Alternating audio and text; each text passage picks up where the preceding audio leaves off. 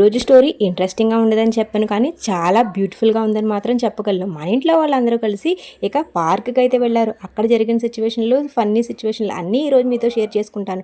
ఈరోజు ఏం జరిగిందో తెలుసుకోవాలనుకుంటే వీడియో పూర్తి వరకు చూడండి. లాస్ట్లో మాత్రమే ట్విస్ట్ ఉంది, అస్సలు స్కిప్ చేయొద్దు, లాస్ట్ వరకు చూడండి. బృందావనంలో మన హీరోయిన్ కన్నా ఇంకా కేశవతో కలిసి క్యారమ్స్ ఆడుతూ ఉంటారు.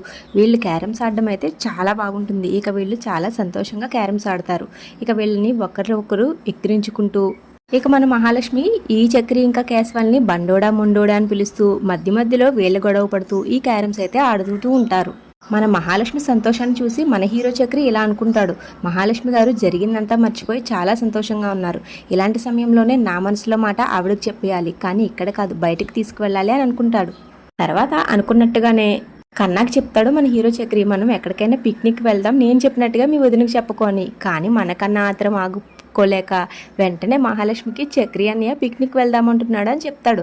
దానికి మహాలక్ష్మి మొదట్లో అంగీకరించకపోయినా తర్వాత ఇక మనకన్నా బొంగమోదు పెట్టుకునేసరికి తను కూడా ఒప్పుకుంటుంది. మహాలక్ష్మి ఒప్పుకుందని వీళ్ళందరూ ఆనందంతో గింతలేస్తుంటే సరిగ్గా అదే సమయానికి పెద్ది వస్తాడు అక్కడికి. పెద్దికి వచ్చిన తర్వాత పెద్దితో మన కన్నా ఎలా చెప్తాడు, వదిన మనందరం పిక్నిక్ వెళ్ళడానికి ప్లాన్ చేస్తుంది అని. తర్వాత ఇక మన హీరో చక్రి కూడా నిజమే అంటూ మహాలక్ష్మి పైకి తోసేస్తాడు. ఇక వీళ్ళందరూ పార్క్ వెళ్ళడానికి పిక్నిక్తో రెడీ అవుతూ ఉంటారు. ఇక ఇంతలో మన కేశవకి శైలు నుండి ఫోన్ వస్తుంది. శైలు ఇక అక్కడ జరిగిన విషయాలన్నీ చెప్తుంది. మన కేశవ కూడా ఈ విషయాలన్నీ మాట్లాడుకుంటూ ఉంటారు. వీళ్ళ మాటల సందర్భంలో ఇక శైలు లాస్ట్లో మనం ఈరోజు రెస్టారెంట్కి వెళ్దాము, అలా బయటికి తిరిగి వద్దాము అని చెప్తుంది. దానికి మన కేశవ మొదట ఒప్పుకోకపోయినా తర్వాత మన శైలజ మొహం బొంగమూతి పెట్టుకుంటుంది. అందుకని ఇక ఒప్పుకోక తప్పదు, సరేలే అయితే నీతో వస్తానులే అని చెప్తాడు. తర్వాత మన పెద్ది అయితే పిక్నిక్ వెళ్ళడానికి ఒక బ్యాగ్లో స్నాక్స్, ఇంకొక బ్యాగ్లో దుప్పట్లు అన్నీ సర్దేస్తాడు. ఇక ఇంతలో మన కేశవ వచ్చి నేను రావడం లేదు, మీరు వెళ్ళండి అని చెప్పేస్తాడు. తర్వాత మన హీరోయిన్ మహాలక్ష్మి నారాయణ కూడా తీసుకువెళ్దామని చెప్తుంది. ఇక నారాయణ కూడా చాలా ఉత్సాహంగా పార్క్ వెళ్ళడానికి రెడీ అయిపోతాడు.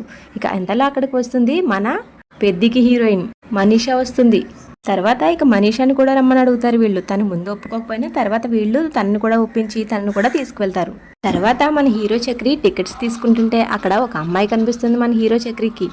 తర్వాత అనుకోకుండా ఆ అమ్మాయి మీద పడతాడు మన హీరో చక్రి. దానికి ఆ అమ్మాయి అయితే పర్వాలేదు అంటుంది, కానీ తన భర్త వెనక నుంచి కోపంగా చూస్తాడు.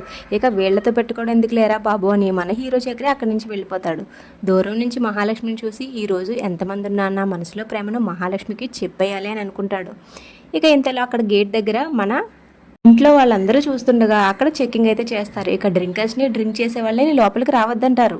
తర్వాత కన్నా నారాయణతో నెక్స్ట్ నువ్వే అని చెప్తాడు. దానికి నారాయణ ఏం చేయాలో తెలియక తన దగ్గర ఉన్న మందు బాటలు మహాలక్ష్మి బ్యాగ్లో అయితే వేసేస్తాడు. తర్వాత వీళ్ళందరూ చెక్కింగ్ చక్కగా చేయించుకుని లోపలికి వెళ్ళిపోతారు. తర్వాత మన నారాయణ అయితే ఆ మందు బాటిల్ తెచ్చుకోవడానికి మహాలక్ష్మి దగ్గరికి వెళ్తాడు. కానీ పాపం మన మహాలక్ష్మి మందు బాటిల్ తన బ్యాగ్లోనే ఉందని తెలియక నారాయణ గురించి చాలా గొప్పగా మాట్లాడేస్తుంది. నా సుపుత్రుడు చాలా మంచివాడు, ఎలాంటి ప్లేస్లో ఎలా ఉండాలో తనకు బాగా తెలుసు, ఇలాంటి ప్లేస్లో తను తాగడు కదా సుపుత్ర అని అడుగుతుంది. మన నారాయణ మనసులో మాత్రం అమ్మో ఇప్పుడు ఈ శివంగికి మాత్రం తెలిసిందంటే నన్ను చంపేస్తుంది అనుకుంటూ అబ్బాయి నేను తేలేదే అని పైకి చాలా మాట్లాడతాడు. తర్వాత ఇక మన పెద్ది ఇక చాలు డిస్కషన్ ఇక్కడతో అని వాళ్ళని ఆపి ఇంకా కూర్చుందామని తను తెచ్చిన దుప్పట్లన్నీ అక్కడ పరుస్తాడు. ఇక దానిపైన వీళ్ళందరూ కూర్చుని పెద్ది తెచ్చిన స్నాక్స్ అన్ని తింటూ ఉంటారు. పాపం మన నారాయణ మాత్రం ఆ మందు బాటిల్ కోసం మన మహాలక్ష్మి చుట్టూ తిరుగుతూ ఉంటాడు. తర్వాత వీళ్ళ తెచ్చుకున్నవన్నీ అక్కడ ఓపెన్ చేసి తింటూ ఉంటారు. ఇంతలో ఒక చిన్నపిల్లాడు వచ్చి మాకు అవి కావాలి అని వాళ్ళ నాన్నని కొనమని అడుగుతాడు. వాళ్ళు కొనేవాళ్ళలాగా ఒక 2 చిప్స్ ప్యాకెట్లు ఇవ్వండి అని అడుగుతారు. ఇక వీళ్ళ మాటలకైతే మన కన్నాకి చాలా కోపం వస్తుంది. ఇక వాళ్ళని తిట్టుకుంటాడు, మేము చిప్స్ ప్యాకెట్లు అమ్మే వాళ్ళ కనిపిస్తున్నామని, ఇవన్నీ మా కోసమే తినడానికి తెచ్చుకున్నామంటే ఆయన ఇన్ని తింటారా మీరు అని అడుగుతాడు. దానికి మన పెద్ద సమర్థిస్తూ సరేలే అని ఆ చిన్న బాబుని పిలిచి ఒక 2 ప్యాకెట్స్ ఆ బాబుకి ఇస్తాడు. తర్వాత మన కన్నా ఇలా చెప్తాడు, నేను అందుకే ఇంటి దగ్గరే చెప్పాను ఇన్ని ప్యాకెట్స్ వద్దు, పార్కులో పల్లీలు అమ్ముకునే వాళ్ళ చూస్తున్నారు వీళ్ళు మనందరినీ అని చెప్పి, కానీ మీరే నా మాట వినలేదు అని అంటాడు. దానికి ఇంటి దగ్గర అయితే మన మహాలక్ష్మి కన్నాను తిడుతుంది. ఇక ఎక్కడైతే మన పెద్దయ్య తిడతాడు, వాళ్ళ కోసం వీళ్ళ కోసం మనం తినకుండా ఉంటామా, నోరు మూసుకుని తిను అని.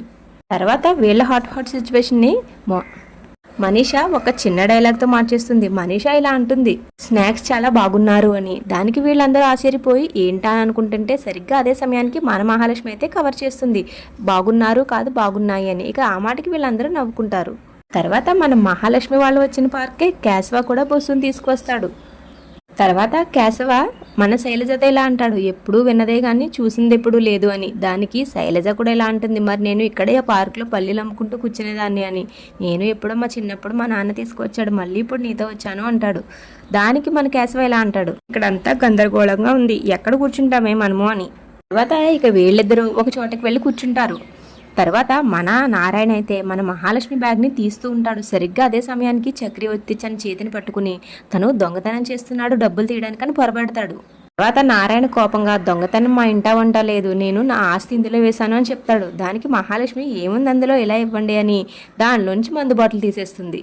తర్వాత వీళ్ళందరూ చాలా కోపంగా నారాయణ వంక చూస్తారు. నా మాన పాపం మన నారాయణ మాత్రం తలదించుకుని మౌనంగా ఉండిపోతాడు.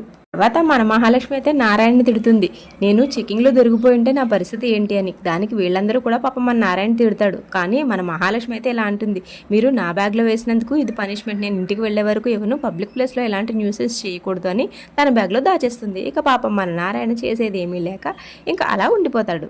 తర్వాత మన నారాయణ చిన్నపిల్లల్లా కోపమించుకుని అక్కడి నుంచి వెళ్ళిపోతాడు. అలా మన నారాయణ కోపమించడంతో ఈ రోజు ఎపిసోడ్ అయిపోతుంది. రేపటి ఎపిసోడ్లో యాజ్ యూజువల్ నిన్న వచ్చినట్టుగానే వచ్చింది. మన హీరో చక్రి తన మనసులో ప్రేమను రేపు చెప్పబోతున్నాడు. ఇక మహాలక్ష్మి ఏమంటుందనే విషయం మనం రేపే చూద్దాము. ఇక అంతవరకు మన ఛానల్ సబ్స్క్రైబ్ చేసుకుని ఈ వీడియోకి ఒక లైక్ చేయండి. నా ఎక్స్ప్లెనేషన్ మీకు ఎలా అనిపించిందో కమెంట్ చేయండి. డైలీ నువ్వు లేక నేను లేని సీరియల్ పెడతాను. ఈరోజు మాత్రం పొదరిల్లు సీరియల్ పెట్టాను. నా ఛానల్లో మార్పు ఎలా అనిపించిందో మీరు చెప్పండి. నువ్వు లేక నేను లేని సీరియల్ చేయనా, లేకపోతే పొదరిల్లు సీరియల్ చేయనా, ఏ సీరియల్కి అయితే ఎక్కువ కమెంట్స్ వస్తాయో ఆ సీరియల్ రేపటి నుంచి రెగ్యులర్గా చేసేస్తాను. ఇక ఇంతవరకు